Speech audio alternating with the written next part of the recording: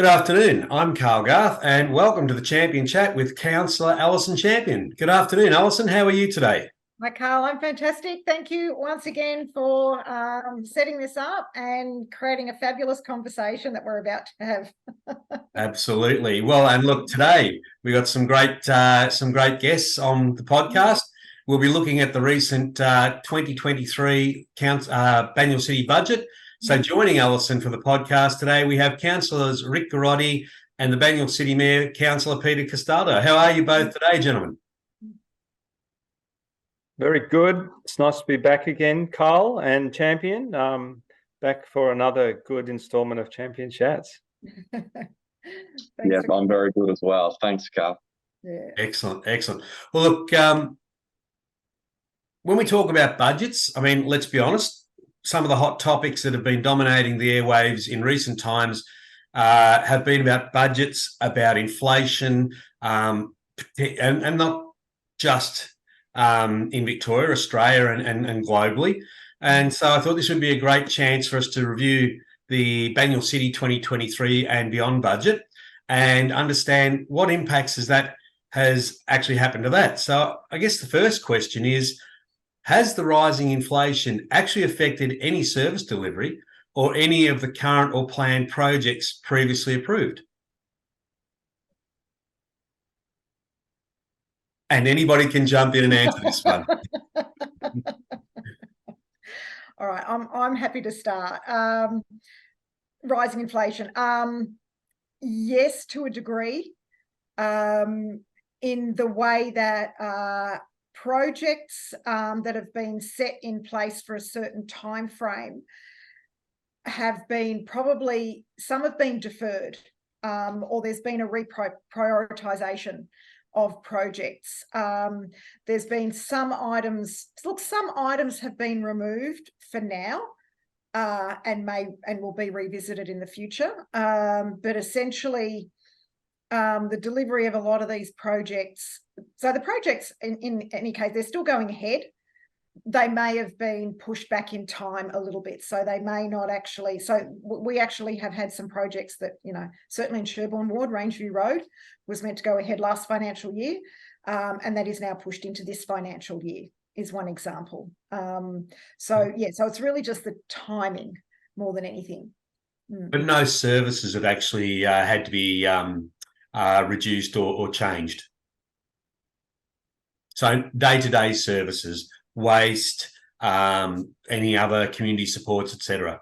No, they're still going ahead. So like meals assistance, for example, still going ahead. Any assistance that we offer our residents, maybe our older residents, if they need some assistance, or health, those who need a bit of health service, they're still going ahead because they're required on a day-to-day basis. And waste, you mentioned waste. You can't just not do waste.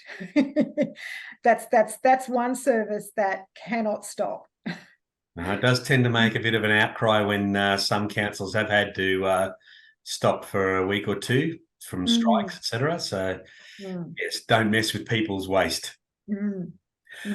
So what measures has council been able to take or look to take to sort of mitigate the impacts of that rising inflation, especially around labour costs?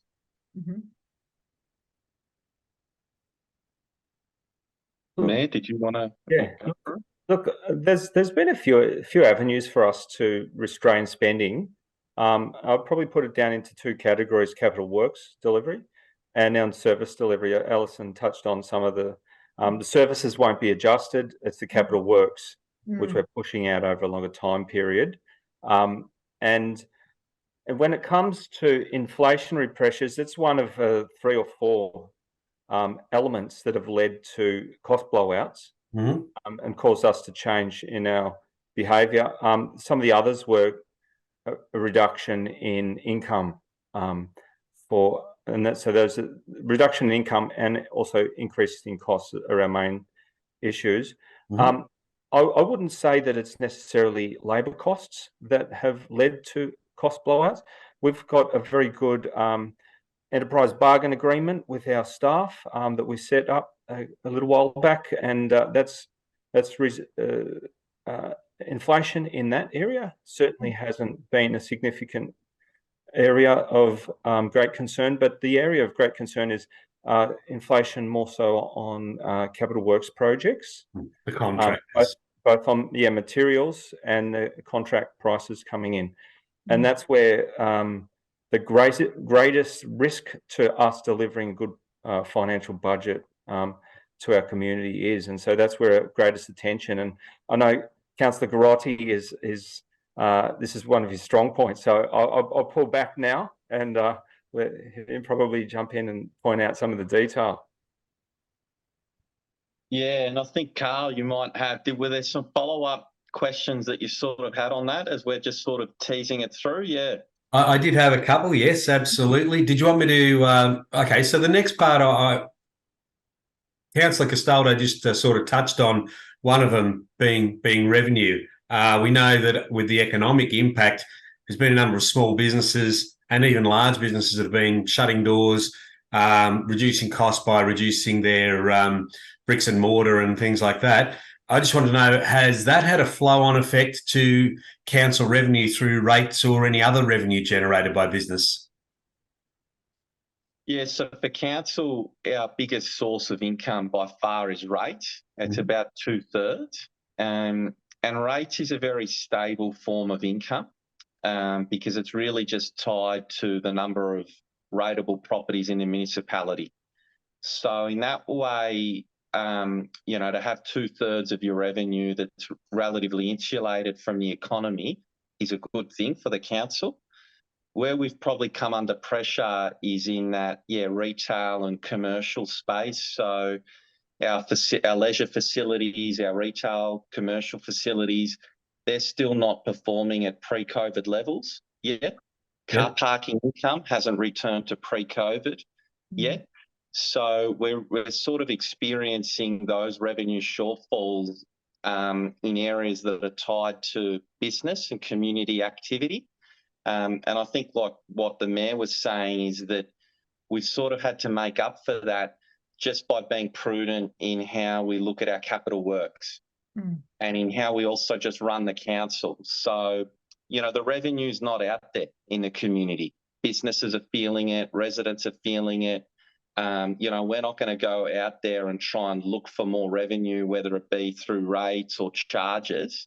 We've decided to look in-house and to say, what can we reprioritise in order to lessen that burden on the community? Okay. Look, Rick, that's great. And leads to my next point here. In the budget document, it's actually being referred to as a recovery effort from COVID-19 and all the other things that have been happening to the national and global economies over the last couple of years. The question I would sort of have is, do you have an idea of when you think that revenue might get back to what was originally projected? Sort of how long do we think this recovery may take? Yeah, and that's interesting because Alison and I were having that chat last night and even more broader just in our respective careers around where we think things are going to get back to normal. And I think no one really knows that answer, Carl. The Reserve Bank doesn't even know that answer, and that's why they've been under a lot of pressure. We sort of are heading in, will costs and inflation continue to rise? Have we reached the peak and things are now on a downward trend? How's the global economy going to go? Is China picking up or declining? And we know how important China is to our economy. The short answer is we sort of don't know those things as a council. So we have to say, what can we do to make sure we're best positioned for ourselves and our community to be able to respond to those challenges? And that's why we really look closely around what we can reprioritise. We've got very healthy cash in the bank so that if we do need to go and provide more supports to our community like we did during COVID, we can. We've continued to pay down debt. And so our debt levels are now at record lows for Banyule, 10 straight years of paying down debt. That means that we're being able to put more money back into services and not paying off our interest bill. So I suppose the answer is we're not sure what we're trying to do is make sure we're best positioned to respond come what may. Yeah.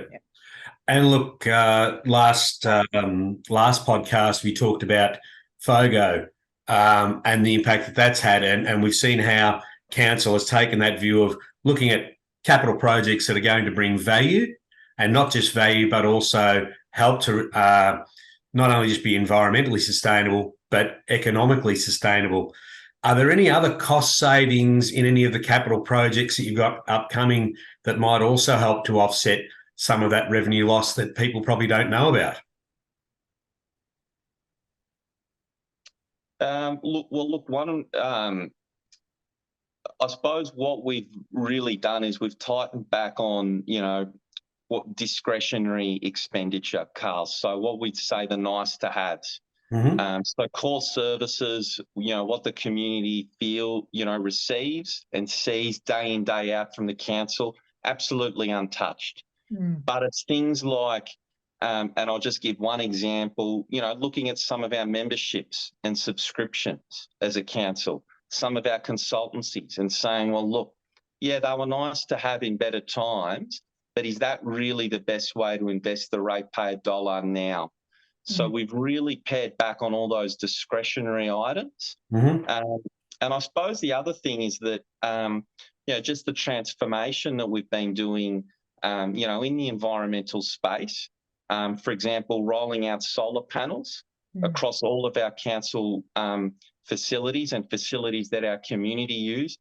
That, that investment in sustainability and a renewable future that we did a few years ago, that's beginning to bear fruit as well. So when you make good decisions, in the past, we're beginning to see some of the dividends of that now, which is helping us to cope with these times.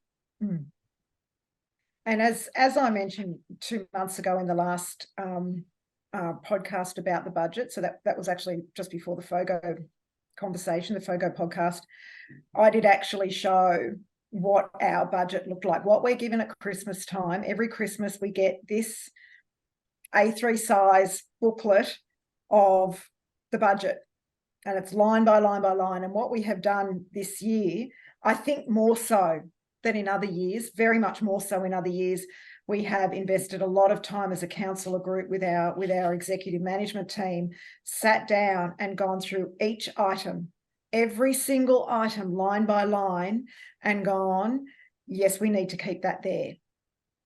That one, again, the non-discretionary, that one, yeah, not this year. Need to push that back probably 12 months or maybe in 2 years' time.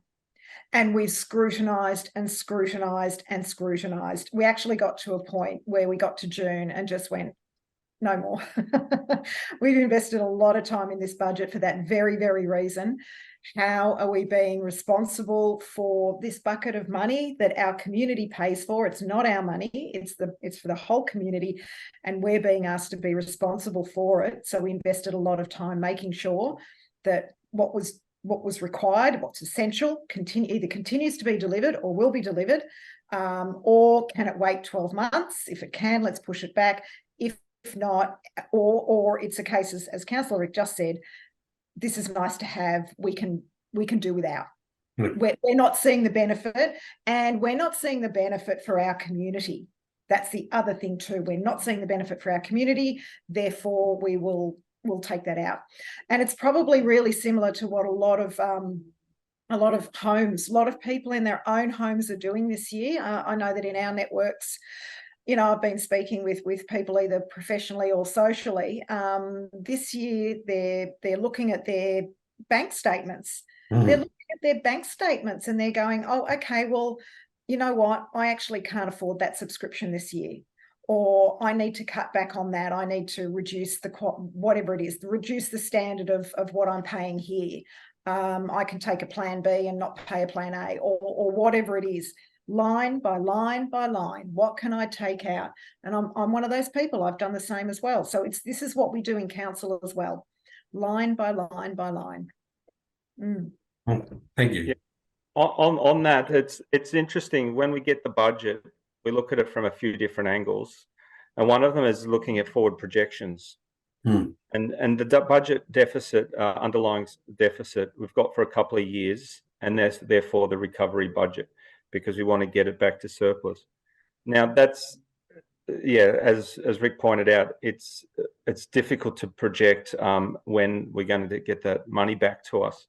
But one of the elements in trying to deliver the budget to where we wanted was to work with the CEO to look at those internal efficiencies. And there was quite a few found inside the organisation. So that was an area for internal operations of council to identify and say, us as councillors, we're looking at a lot more of those discretionary ones that can help drive us forward. But then there's opportunities that we've really got to continue to push forward on. And one of those was the digitalisation of the organisation. And we've got a significant expenditure in that at the moment that will deliver efficiencies to the organisation moving forward. So we didn't want to hold that back. We wanted to keep moving that one forward, even in these circumstances, so that we can see those benefits in the future in tough times as well. And so that was another area for discussion. And I would say that it's mainly just holding back some of those major projects. And we didn't even need to hold them back a lot of the time because the market couldn't provide it as well. It's harder and slower to deliver major infrastructure projects given the significant major capital works across the state. And so sometimes maybe those circumstances helped us as well. It's just hard to move forward. And even find the staff on occasions to deliver on these projects because there's so much competition. And when the private market's doing really well, it's hard for us as a council to compete to get all good quality staff as well. So those are some of the other reflections going through the budgetary process I thought were important. Just to touch on something you said there, Peter, you were talking about digital transformation. One of the things that I was looking at there was the customer experience platform. Could you just give us a little bit of a very quick high-level overview of it, what it will deliver? And obviously, we're digital transformation. We should see some benefits in efficiencies and services. But could you just give us a bit of an overview? Yeah. So look, it's transforming. We're transforming the way we work with our community. It's not the old days where you have to ring on a telephone and write it down on a piece of paper. The whole thing is different. We're going through both online changes in way people can engage with us, but also when they do call us up. So there's quite a significant back end of work that needs to be done to enable the better record when customers do contact us, that we can go and refer to and respond to them in a much more informed way straight away. And so having historical communication as part of that back end that helps us move forward, and it doesn't require as many people in between the complex chain of events. It goes through a digital process to the person that needs to do the work, quicker response to that work, less work involved. And so efficiencies are all over the place. But I've got to say that we were wanting to get this process going quite a few years back while we started. And it's really a long process given the scale of software we've got and complex systems in the organisation. To implement it, it's going to take a few years. But we're focusing on the priority areas where the main issues, where we've got thousands and thousands of contacts, we're dealing with those ones up front because they're the highest priority. I used to run digital transformation projects in Telstra, and yes, you're absolutely right. There's always a few more rocks to kick over, and oh my God, what else have we got to put into this? And Carl, just for for residents and that out there that might be watching in, like a practical example of what we're doing is, say, a tree permit. So, historically, if you wanted to remove a tree on your property, you'd call council, tell them the address, They would then look into it internally to see what the planning arrangements were, come back to you by email or by phone. You would then put in an application. It would be processed, come back to you. Now with CXP and related initiatives, you type in your address online. It'll tell you immediately what's required and what documentation and evidence you need to provide. You load that in, the application goes directly to where it needs to, and then a response is provided. So that is just one example of many of how what we're doing is going to transform things for the ordinary resident out there. Okay, excellent. Look, one of the things that also impressed me when reading the budget was, yes, it's a recovery budget, but you've still managed to commit over 40 million in new funding for capital works.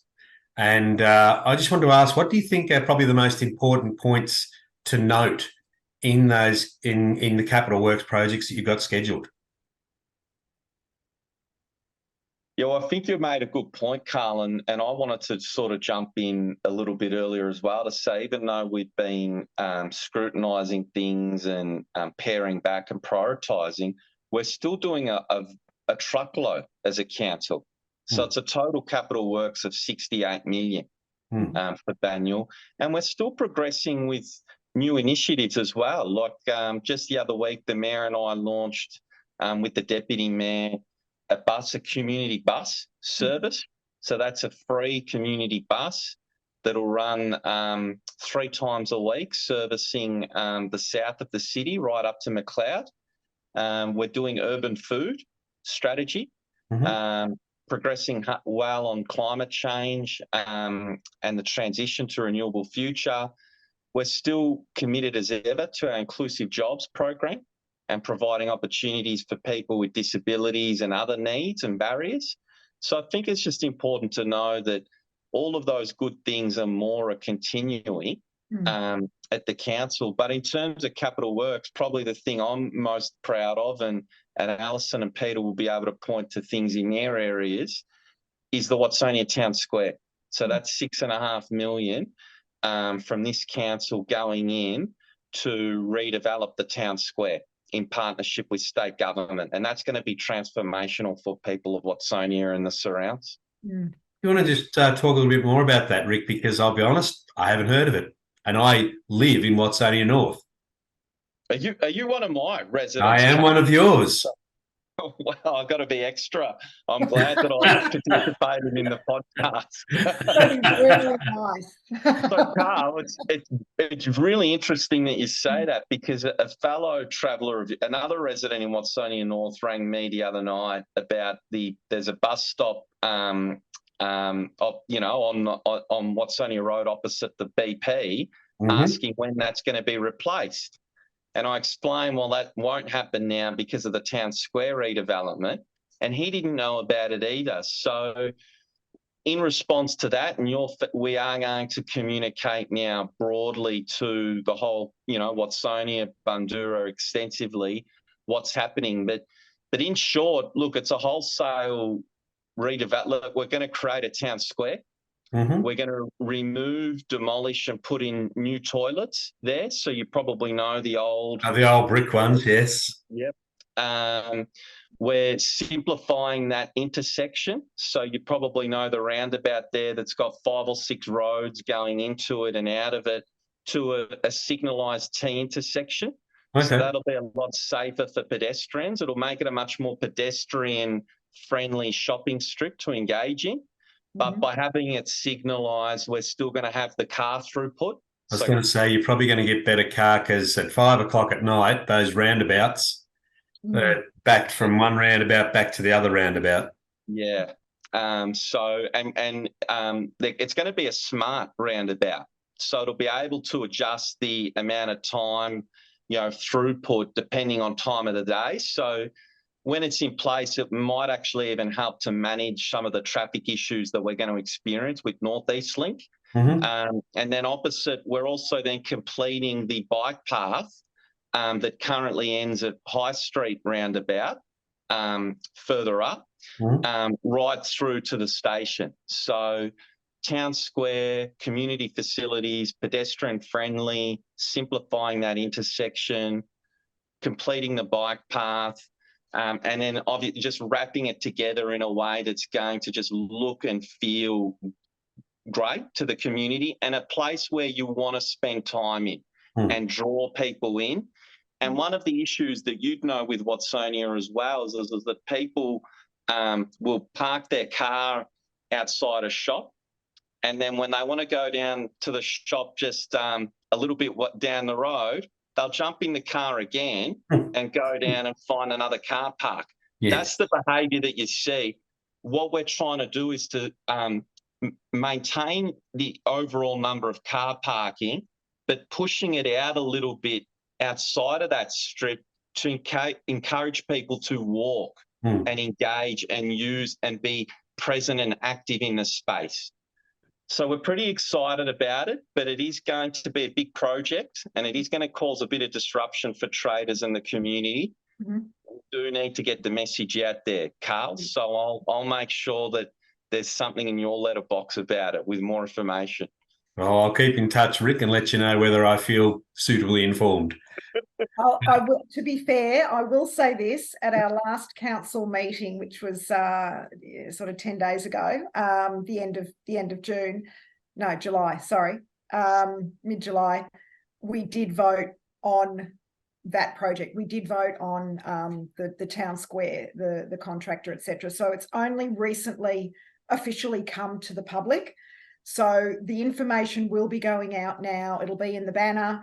There'll be I'm guessing there'll be letterbox drops. There will be things on our website, information on our website. There will be movement. So it is something that has only just recently officially been voted on to go ahead with the contractor. So the information will be coming out shortly. Well, it sounds exciting. I look forward to seeing it. Alison and Peter, what about yourselves? What's the highlight for you, the two of you? Do you want to give your first, Mayor? Look, there's going to be a big whole of Banyule Council important project is the delivery of our library at Rosanna. That's going to be kicking off pretty soon. That's a very important project, long-term impact on a whole range of communities through Banyule. That's the last of our three big libraries to get a bit of a new a total facelift. So that's very exciting. In my ward, there's two exciting projects. Like Alison and Rick, the great disturbance of an activity centre. I've got East Ivanhoe Village. That's going to have its streetscape start getting worked on around Christmas time, just after Christmas. That'll start kicking in. So looking forward to that. But we're going to have to manage some traders and residents that are going to have to be walking over planks of wood through the shopping centre for a little while, I think. So that one, and then the footy ground at Heidelberg Park is going to be resurfaced. That's a bog. The drainage is gone down there. So that's another very important one for my community. So looking forward to that. So those are some of the key ones that I'm excited about this coming year, coming along. And it's an exciting year again coming up. So in Sherbourne, the major projects essentially have been completed last financial year. So the Weir Street Streetscape project was officially completed in March, and I've actually had a lot of compliments from people, which has been brilliant. Or you know what? Nothing at all. It's gone quiet. It's gone quiet, so it must be okay. Well, wait until we do our champion podcast in spring, Alison, when we do it as a street walk. Yeah, so we've got that coming up. So that'll be thank you. We are going to be doing that in spring. We'll go for a walk down the street. But look, the feedback that I have had, I even just on Sunday, I was going down to the petrol station to fill the car with petrol, and I walked in to pay, and the man who serves me, he recognises me all the time, and we have a chat. And he said, "Oh, I love your toilets." And I've gone, "That's great. That's all I want to hear." So every now and then people will comment and it's positive, and they'll say, "I love this, I love that," and so forth, which is brilliant. Old Eltham Road essentially has been resurfaced, essentially completed. So that has now been done. It is still a narrow road. but it is a lot safer, and a lot of the homes in the street that were suffering from essentially flooding are not experiencing that flooding. They're so relieved. Yeah, so the sandbags have been removed. So they were the two major projects in my ward over the last financial year. As I said, Rangeview Road has just been pushed back into this financial year. So I'm actually excited that is going to be resurfaced. That will have drainage completely rebuilt.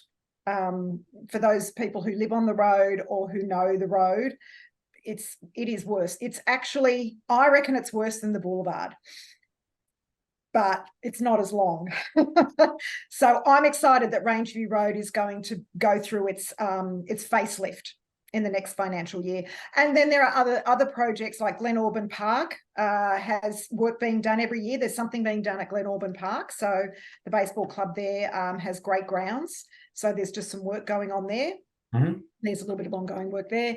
And look, essentially, I think Sherborne Ward this year, financial year, is quieter. So we're just, travelling along with a few of the smaller projects. There's a car park resurfacing at Lower Plenty Shops. That's going to go ahead, and the smaller projects like that, just to, refresh, renew parts of the ward. But certainly the major projects are done for this particular budget. Oh, it's good. And Carl, I'll plug the banner that's should be in letterboxes now. That's got the full major projects right around the city. So make sure you check that out. There you go. I will. Thank you for that, Rick. You heard it first here, Carl. I did. I've got no excuse now. One of the last things I did want to talk about is, so you've talked about the budget for this year, and you've also talked about the budget ongoing and a need to be flexible. And we know that the budget and the way that Banyule do it, it's very integrated. It's always looking at planning and then reviewing and then updating, etc. A lot of the framework for this budget was developed out of the Banyule Community Vision 2041, which obviously is a very long-term vision. Do you have how do you make sure and ensure that that vision itself, that 2041 vision, is updated in a timely manner to reflect the changes in the economy, in the environment, the living conditions? I mean, in the next 10 to 12 years, we're expected to grow to 161,000 residents. So could you just take us a little bit through how you continue to evolve that plan, even though it's called 2041, that it's not just a static plan, not just a static vision? Yeah, so Carl, we, as part of that vision that we adopted, we also adopted a strategic plan that sort of sets out the key strategies and actions to achieve that vision. And as part of the budget, and our fellow councillor Tom Malacan is very fond of saying this, but the most important documents that we adopt every year are the budget and the renewal of our strategic plan. So that is renewed each year, and that helps to keep it fresh and contemporary. And I suppose what is unique about the way we do budgets and strategic planning in local government compared to other layers is that we go out to consultation as well with the community. So we put out a draft budget and a draft updated strategic plan. And so in a way, it's a continuous process then of always checking back in with our community. Have we got it right? Are the priorities right? Are the strategies right? What do we need to amend? And then does the budget reflect that? And I suppose it's quite a, it's a good discipline. It's a very rigorous discipline. And I think that's how we make sure that we're continuing to check in on our vision and making sure that we're aligned to achieving it. So you've got a lot of feedback loops incorporated into the planning each year. Yeah. Excellent. Okay. That was the last of my questions. Is there anything that anyone feels that is a very relevant point to this discussion they'd like to raise? I might just expand on the point that that Rick was saying, and you just mentioned, Carl. When you look at a council meeting agenda, even just the front page, just the topics, each of the items that are listed for that particular meeting come under a heading.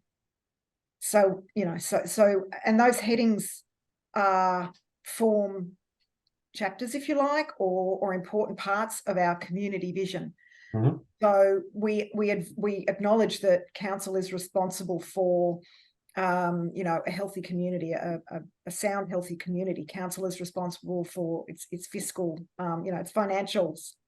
Council is responsible for the environment, and so forth.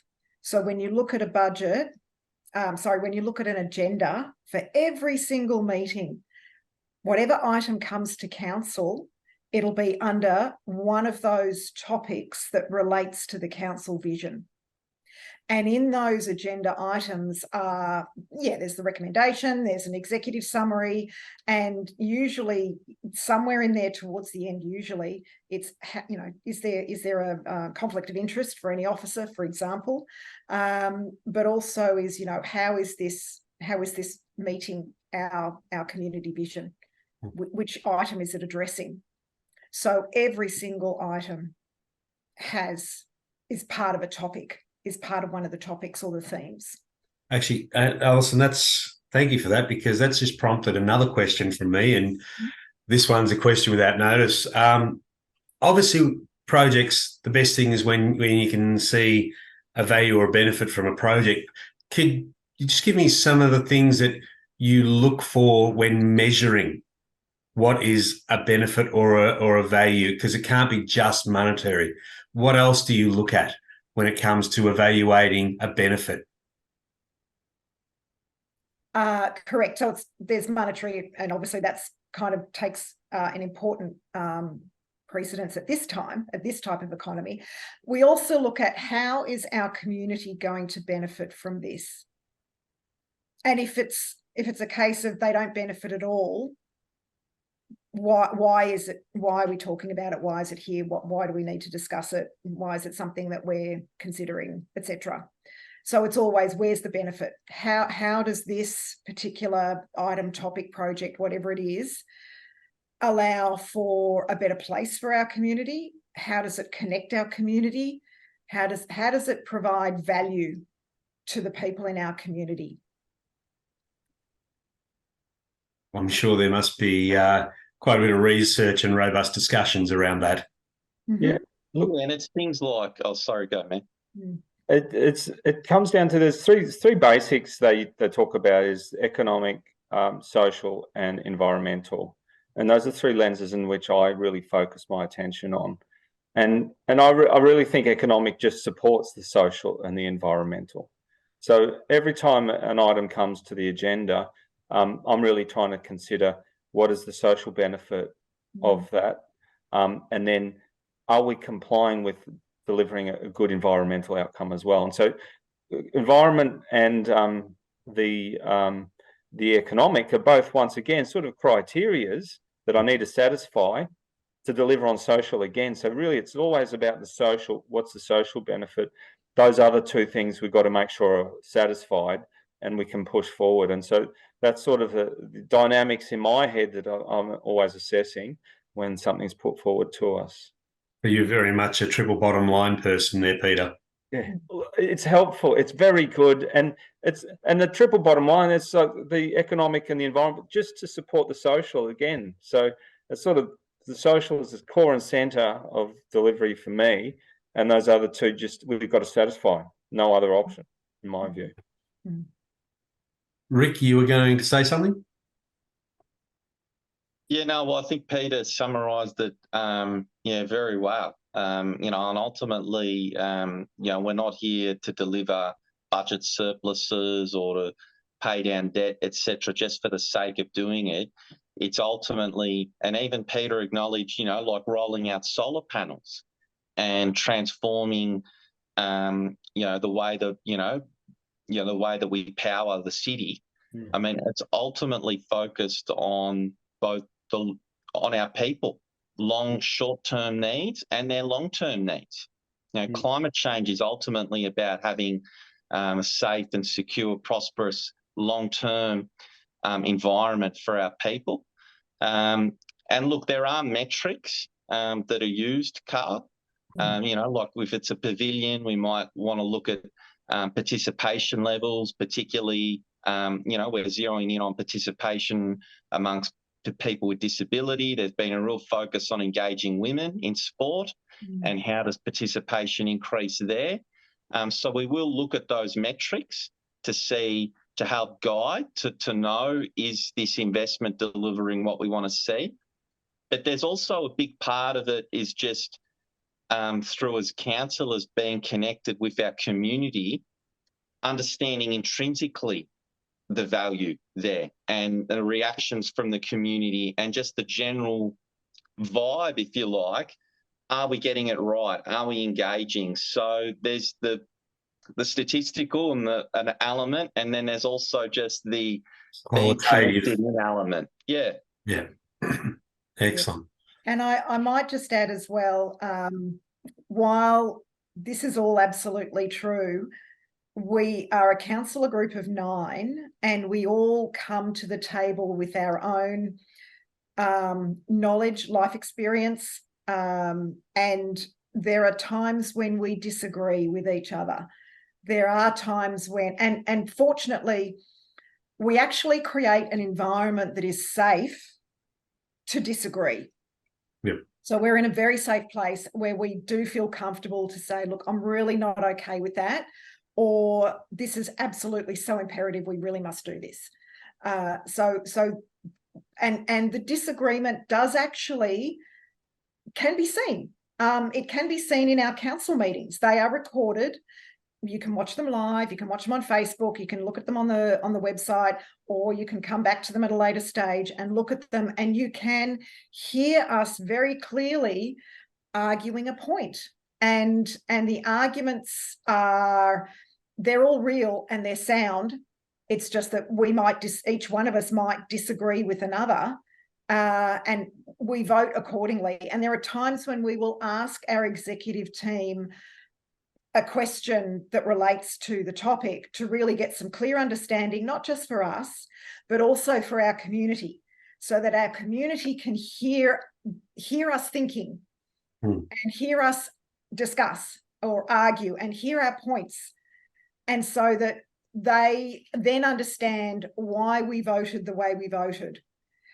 And there are times, and I've certainly noticed, certainly with this particular budget, and in the last financial year, I have personally noticed that, there's one vote between it. There's 4 or against, and it's not voting unanimously.